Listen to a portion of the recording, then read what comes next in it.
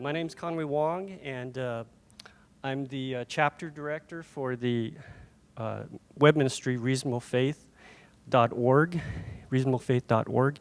And it's a very important web ministry featuring the work of Dr. William Lane Craig. And he is a Christian philosopher and a theologian. He's very well known for being a debater, a public debater on the existence of God, the resurrection, that sort of thing. So he has a lot of chapters all over the world, and I'm the St. Louis director. So we go over various topics, and unfortunately my video might not work today, but I want you to go to reasonablefaith.org on your phones, and there's some animated videos there, and I'd like you to take a look at that as we go on. So my topic today is, does God exist, and is Jesus his unique son? And the reason why I chose this topic is because of Christianity, two probably very important doctrines, probably the most important doctrines, are the existence of God and that Jesus is the special revelation of God, that Jesus is God. And I first started thinking about these things seriously when I was a sophomore in college back in the dark ages, 1993. Okay. I was an engineering student at Arizona State University. I was making my way to the student union, and there was a large crowd.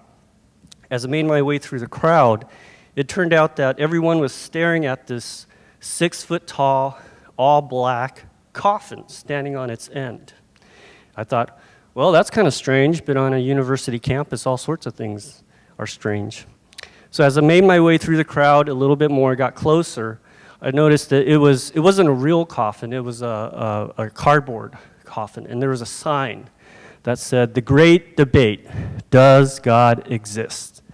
And it was featuring a public debate on the existence of God between William Lane Craig and a local atheist professor named Robert Dietz. Okay. Robert Dietz was a geologist, a scientist. And he was a well-known atheist on the campus. And in fact, I had an encounter with Dr. Dietz the semester before. He was giving a presentation at the science department where he was making fun of Christians and Christian beliefs about creation and those sorts of things. Yes, it does happen on university campuses. Not always, but in this case it did. So I was very interested in seeing, well, what would a Christian philosopher, how would he do against a real atheist scientist in a public debate? Well, I went to that debate, and long story short was the Christian side came up head and shoulders above the atheist side. So some of those ideas I'm going to share with you today. So I'm going to offer two arguments or reasons for why it's reasonable to believe that God exists. The two arguments are called the cosmological argument, the Kalam version, and the moral argument. After that, I'm going to start looking into, well, has God, if he does exist, especially revealed himself to humanity? Has he revealed himself to us in history? And so we're going to start looking at the self-understanding of Jesus. Who did Jesus think himself to be? In today's parlance, who did Jesus self-identify as? So the cosmological argument. I know I put the word kalam in there, and kalam's an Arabic word. It just means speech. It refers to a type of argument that the medieval Islamic philosophers developed.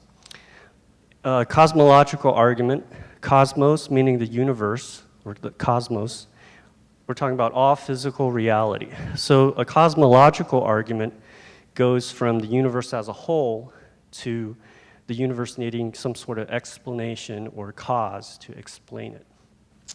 So we can understand the Kalam cosmological argument as a series of decisions. Hopefully you can see that. The first question about the universe, we're talking about all physical reality, space, time, matter, energy, all this stuff that's made out of stars and galaxies and people and those sorts of things. So we're going to ask the question, well, did the universe have a beginning or did it not have a beginning? The Kalam argument says it has a beginning. Second question, well, was that beginning caused or uncaused?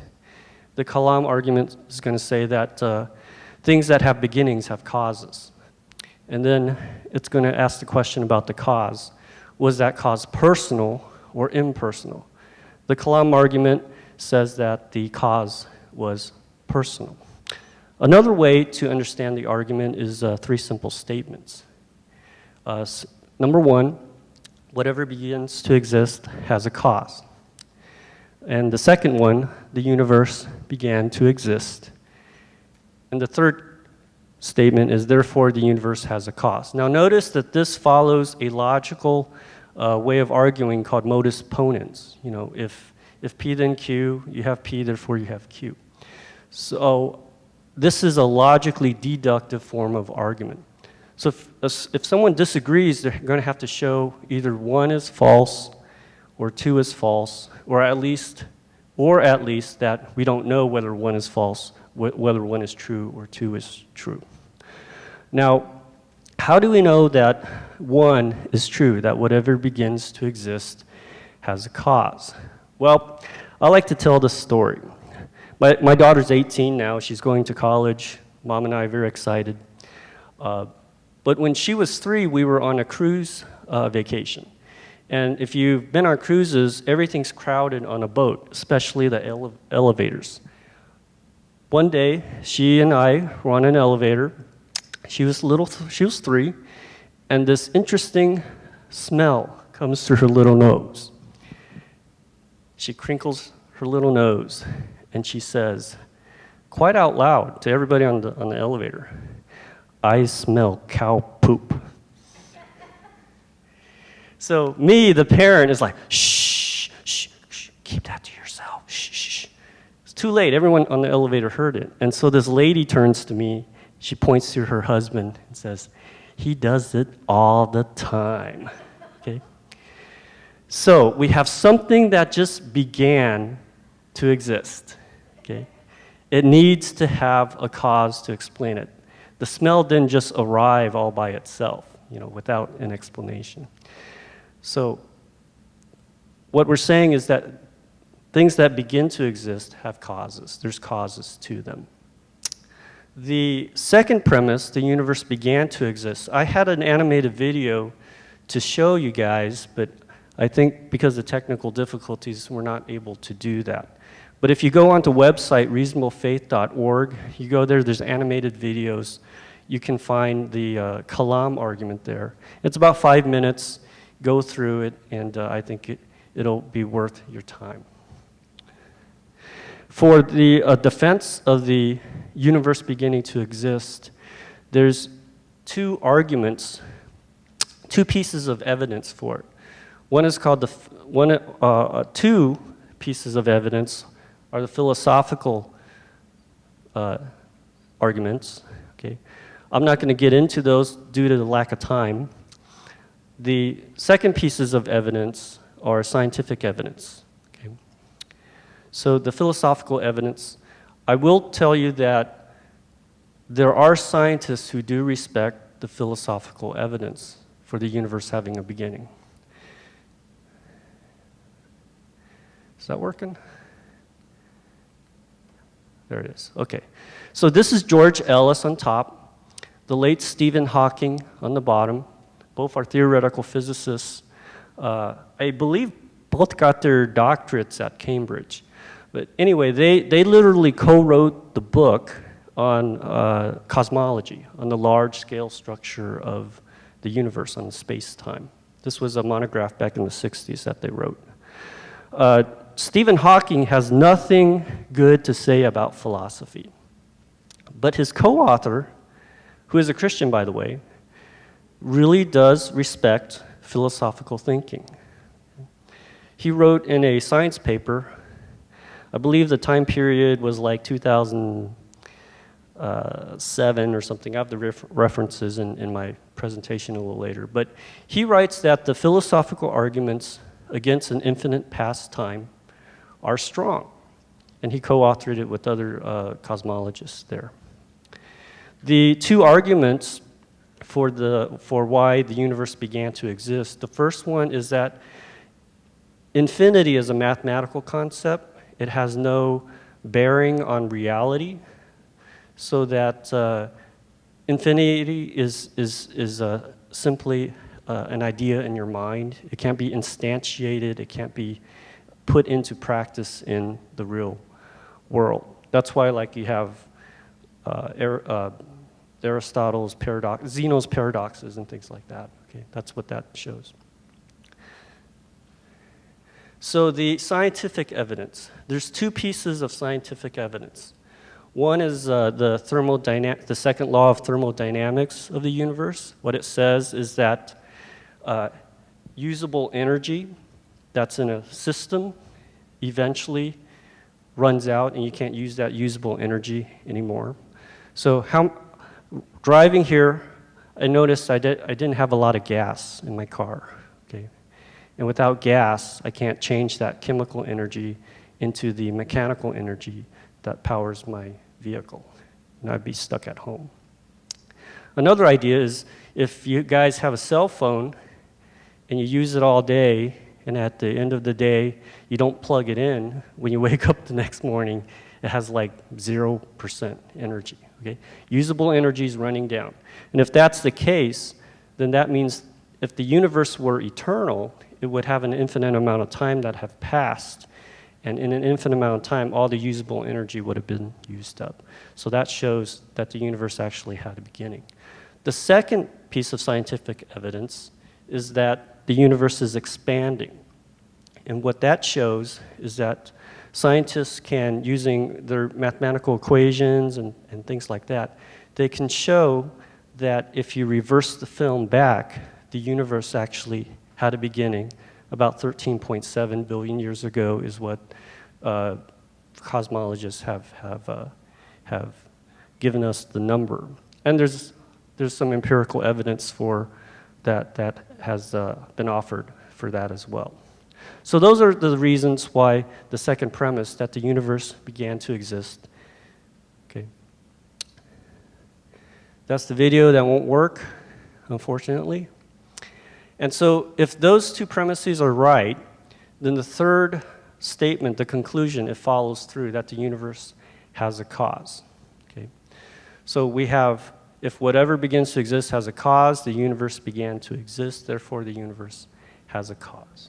Now, the Kalam argument is the most argued about philosophical argument for God's existence in the journals today. It's a live debate still going on today. It's not just something in the dustbin of history. And I wanted to look at the third premise a little bit more. The conclusion. Therefore, the universe has a cause. So if you think about it, if all matter, space, time, and energy began, that means space, time, and energy can't be the cause of itself. Trying to cause yourself in this sense, there's no matter, there's no space, there's no time, there's no energy, there's no laws of physics even. So we have a cause that is, don't have that. That is spaceless. It's timeless because time literally, physically began at the beginning of the universe. It's enormously powerful. Medieval theologians thought, well, to move logically different categories from nothing to something requires infinite power. And so that's how they understood that idea. And the cause is also personal. Now you say, well, how could we know the cause is personal?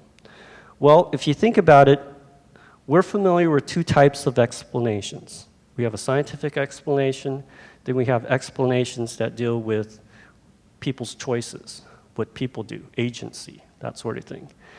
In the case of the beginning of the universe, we can't rely on physical laws and initial conditions and those sorts of things that you would set up in your physics lab to try to explain things. Physical laws don't exist prior to the universe.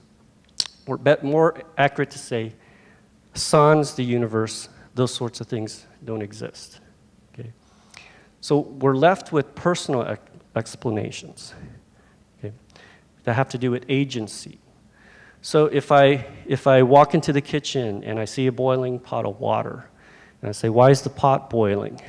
And if my wife says, well, the heating element is exciting the water molecules, and they're impinging upon each other, and eventually they transform from liquid water to water vapor.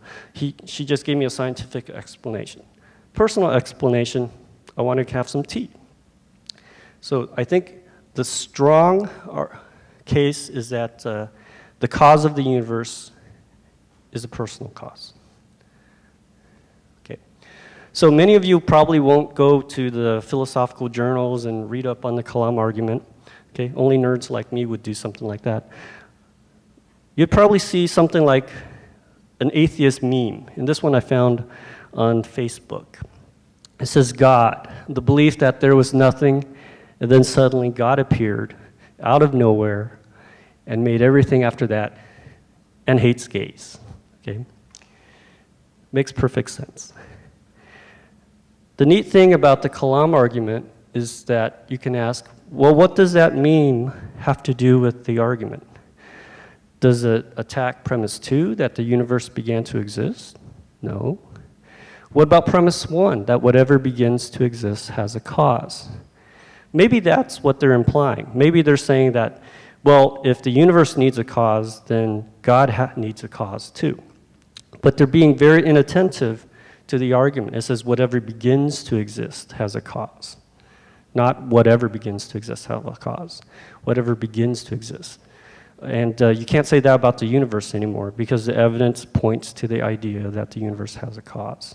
So that route is gone for the detractor of this argument.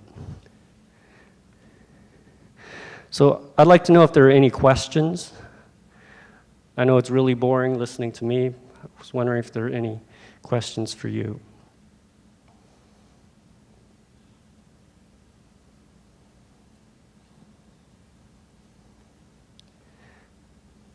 Yeah. So I hear the argument from time to time with Big Bang that if Big Bang has happened multiple times, and that's a way to say that there isn't a cause because it's just on repeat. So you can't say everything began 13 point whatever billion years ago. So the question was, how do you respond to the idea that the universe is on repeat, that it cycles? Do you have a Big Bang? And eventually you might have a big crunch, and then you have another big bang and another big crunch, things like that. William Lane Craig and James Sinclair, who's a physicist, they've written very exhaustive articles on all the different alternative cosmological models on there. And in that really long article, they show that these sort of oscillating universes, the main problem with them is they violate the second law of thermodynamics, which I mentioned before. Eventually, all that usable energy is going to be used up. So it won't, the bounce and the bounce and the bounce, eventually it's going to turn into a expanding universe. You're not going to get infinite number of cycles. Eventually you get back to a beginning. So that would be one response to that. The second response is there's just not enough matter in the universe to bring everything back to a big crunch. Even if you talk about exotic matter and dark matter and all that sort of thing. Okay, moving on. So the moral argument. This argument looks at our moral experience. And I think morality is something that really tugs on people's hearts. You can sort of look at the cosmological stuff and just think, well, that's interesting. The moral arguments, I think, are tremendously important to us, especially in this day and age. So I'm going to show some graphic images. They're black and white to tone down some of that image. But if you're disturbed by graphical images, please close your eyes or step out for a few minutes. Okay.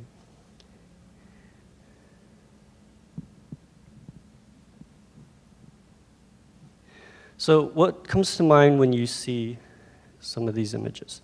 So this is, you can find this at the Smithsonian.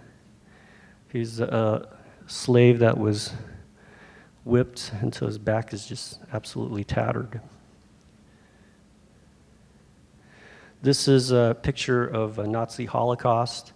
And when I first got this, I found this on the internet. I was trying to find out the exact prison, concentration camp, what year, all that sort of thing.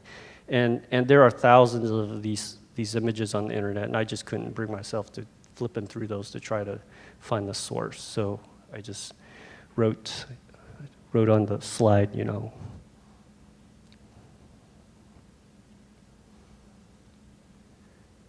So this one is the results of Soviet communism and Chinese communism.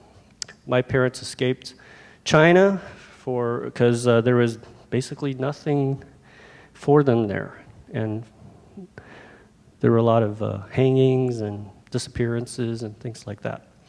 But you can see the lady and her son on your left and on the right. Mao's Great Leap Forward, supposedly. So this is an image of Emmett Till. Emmett was a African-American boy from Chicago. He was visiting family in Mississippi. He purportedly, he said something derogatory to a white woman at like a shop somewhere, and the woman's husband and I believe her brother-in-law kidnapped him, beat him, mutilated him, tortured him, killed him, threw his body into a river. And his mom insisted he have an open casket so the world could see the evil done upon him. And the two racists, by the way, they were acquitted by the jury. So this is a famous picture from the Vietnam War. This is Kim Phuc. She's called Napalm Girl here, and her village was bombed by the South Vietnamese using napalm, and the clothes just burned off her body, and she and the other children just screaming, running for their lives. Kim is a Christian now. She lives in America. And of course, the current episodes due to the brutal killing of George Floyd and all the violent looting and arson afterwards. So this was May 20th, a picture I found on police1.com. Okay.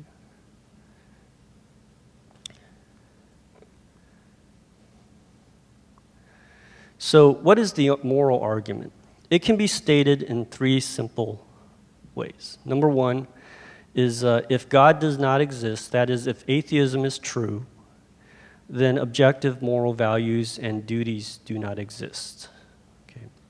Two, objective moral values and duties do exist. And then three, therefore, God exists. Now, we're going to look at some terms. Okay. What do I mean by objective? What do I mean by duties? Moral values, what are those? So, objective, we're talking about something is what it is, independent of anyone's opinions or awareness about it. When I go to sleep at night, it's objectively true the moon is still out there. It doesn't disappear when I fall asleep. It's independent of my opinion of it. Let's say I was a moon denier, and I denied that the moon existed. Okay,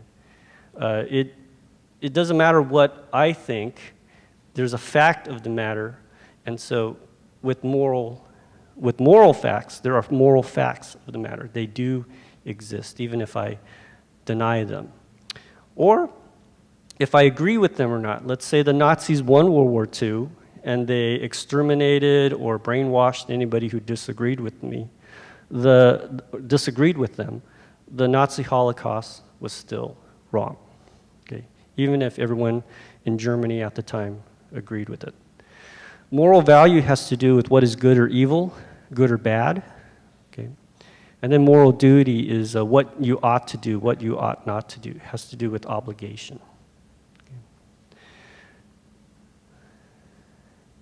So again, there's an animated video on reasonablefaith.org on the moral argument, and I really encourage you to take a look at that. It's about 5 minutes long. Okay. I wanted to defend the second premise a little bit more. Okay. Objective moral values and duties do exist. Okay.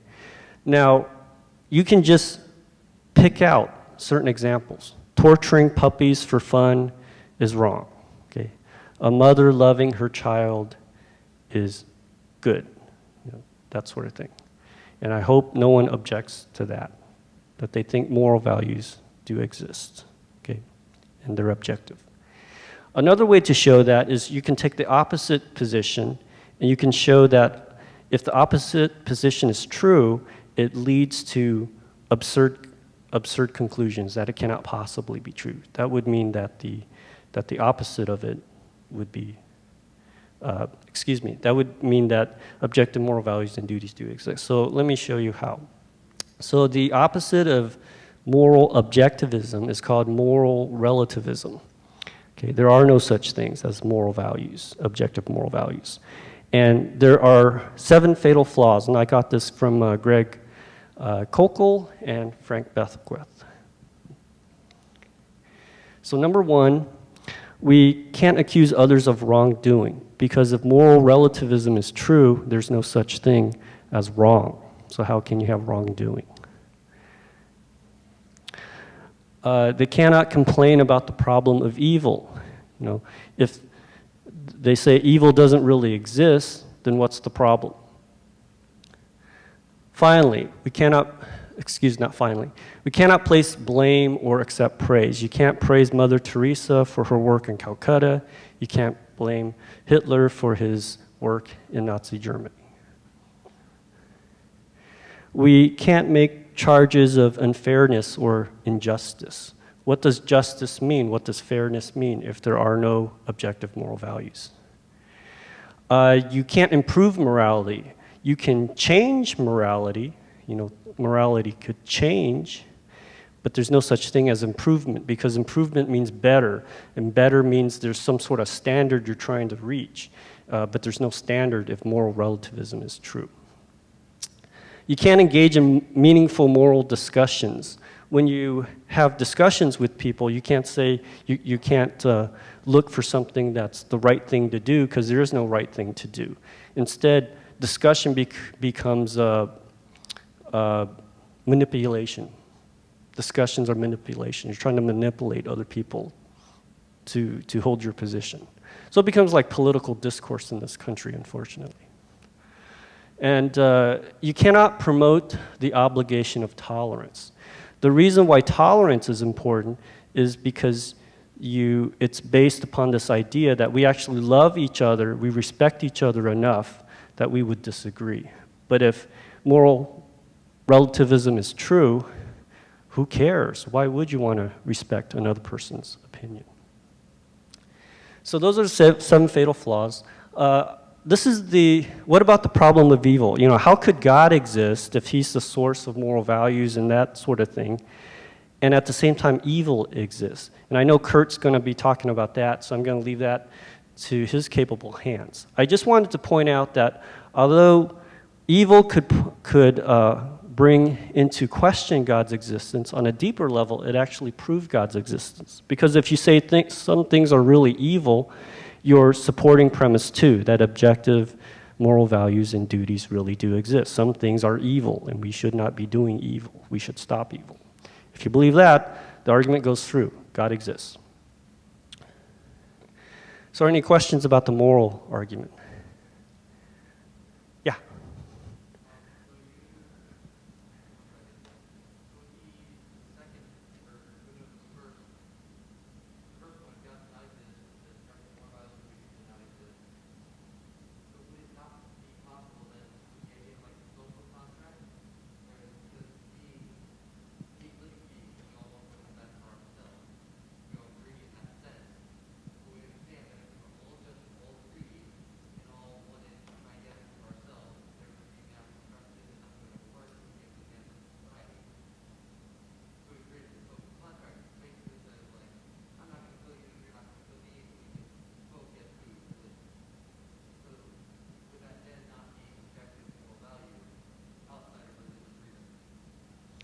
Okay, so the question was about social contract theory, and could we set up a social contract theory of ethics so that we don't need God to explain that? That's an interesting question. So the social contract theory is based, it assumes that it's important for humans to get along, okay, and to respect each other's rights to things. That presumes that something's objective about keeping those things protected. Okay? Where does that come from? On the atheist view, the social contract is simply what is called a prudential good. It's good for something. It's good to get along. It's good to get food. It's good to cooperate, those like that. What we're talking about here are intrinsic goods. It's not good for something. They're just good in period. And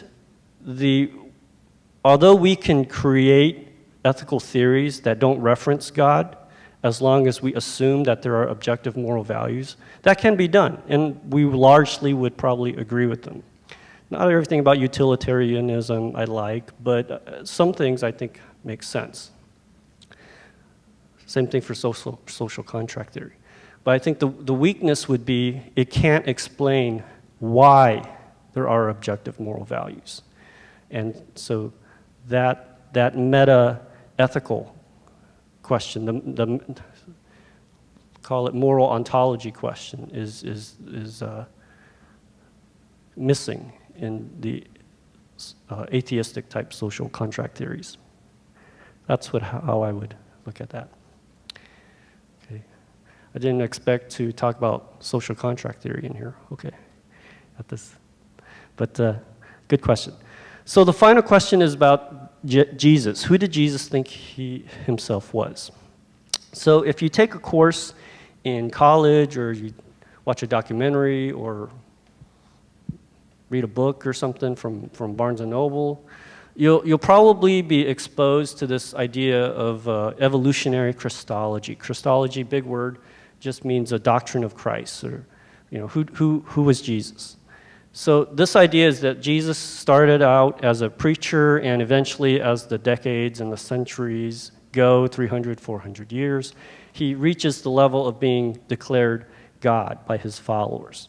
The problem with this sort of 300-year evolutionary view is that you don't have 300, 400 years. You have about less than 20. You have about 16 years. And here's the argument. Philippians 2 is written by the Apostle Paul. It's an undisputed letter of Paul, meaning no scholar disputes that this was really written by Paul. In the second chapter, he's quoting what is called the Christ hymn. Paul established the church in Philippi about 6 years earlier, so that's about year 49. And in the year 49, they're singing this hymn to Christ, and it says, though he was God, he did not think of equality with God as something to cling to. Instead, he gave up his divine privileges. He took the humble position of a slave, was born as a human being when he appeared in human form.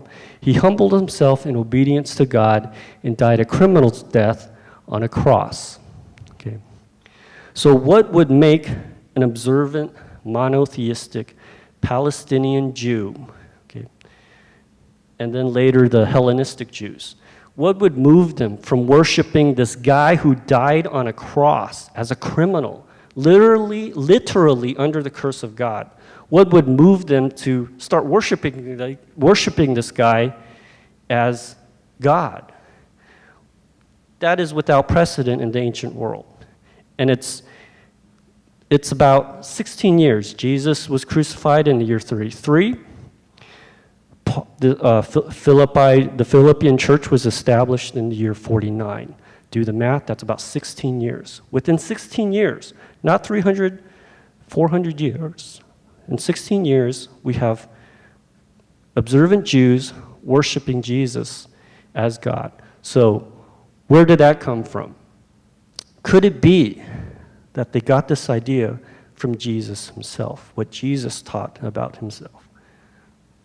So this video, again, you can look at reasonablefaith.org. Look there's an animated video called Who Was Jesus? And it'll go through some of the historical evidence why we can be confident that Jesus really did declare himself to be God. Now, I admit to you, Jesus wasn't walking around Palestine and saying, "Hi, folks, I'm God. Hi, folks, I'm the Alpha and Omega. Hi there, I'm the second person of the Trinity. I'm very God of very God. Homoousios, begotten, not made." He didn't do that. But what he did do was he put himself, and he did things, and he said things that would put himself in the very identity, in the very place that only God had the right to be in. And this video goes through them. So this historical argument, it's not based upon the idea that, well, because the Bible says that, I believe it. It's not arguing in a circle. It's looking at, what can historians figure out using their methods of what is most plausibly historical. Now, that doesn't mean if it doesn't pass these tests, it's not historical. It just means what can we show? What can we show our friends and our family that Jesus really was who Christians claim him to be? And the third is that we're appealing to the general consensus of New Testament scholarship in the video. New Testament scholars disagree about all sorts of things, but there's a common core, okay, not that education initiative, but there's a common core that they agree the real historical Jesus, the real Jesus who walked on the shores of Galilee, that he did claim to be God. So I'll go to it a little bit later, but here's an interesting meme.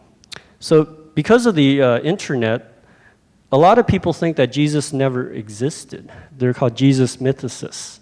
And this meme says, Jesus says nothing because he's a fictional character in a storybook. Okay. Now, why is this really a laughable position? Well, I'll tell you what the atheist scholar Bart Ehrman says. Bart Ehrman, certainly no friend to evangelical Christians or conservative New Testament scholarship. He says virtually every sane historian on the planet, Christian, Jewish, Muslim, pagan, agnostic, atheist, what have you, has come to conclude based on a range of compelling historical evidence, whether we like it or not, Jesus certainly existed. So I wanted to mention that the video goes over that Jesus was the Messiah. He did things and put himself into the idea of Messiah. That's the Jewish king, lineage from David, and he was going to bring renewal and that sort of thing. Jesus saw himself as the Son of God in a unique sense. Mark chapter 12, there's a parable about Jesus, focusing on Jesus as the heir of Israel, as unique from the prophets, as higher than the prophets, as the heir of Israel. And finally, we saw Jesus as the Son of Man in the Daniel 7 sense. If you look up in your Bibles, Daniel 7, verses 13, 14, 15, there is a vision that the prophet Daniel mentions. And he sees this figure he calls the Son of Man. And the Son of Man is a divine human figure. It's a divine human figure, a human that actually inherits the worship of God, the authority of God, the power of God. He's riding the clouds of heaven, something only God does. Exodus 13, Job 22. So Jesus claiming this, and in Mark, I think it's chapter 14, before the chief priests, Jesus not only claims to be the Messiah, the Son of the Blessed One, the Son of God, but also the Son of Man in the Daniel 7 sense. The Son of Man riding on the clouds of heaven, which is an overt allusion to God, to being God. Jesus also had a ministry. of a miracle working. He had power over the supernatural worlds. All scholars understand that the historical Jesus did miracles. Now, whether they think that these were real miracles, that's an interpretation. He did exorcisms. Okay, he cast out demons, showing his power over the supernatural. Jesus scholars, atheists too, agree that Jesus did perform what he took to be miracle, exorcism. And he claimed divine authority, like the ability to forgive sins. So, any questions about that? How much time do I have? 5 minutes. 6. We got 6 minutes.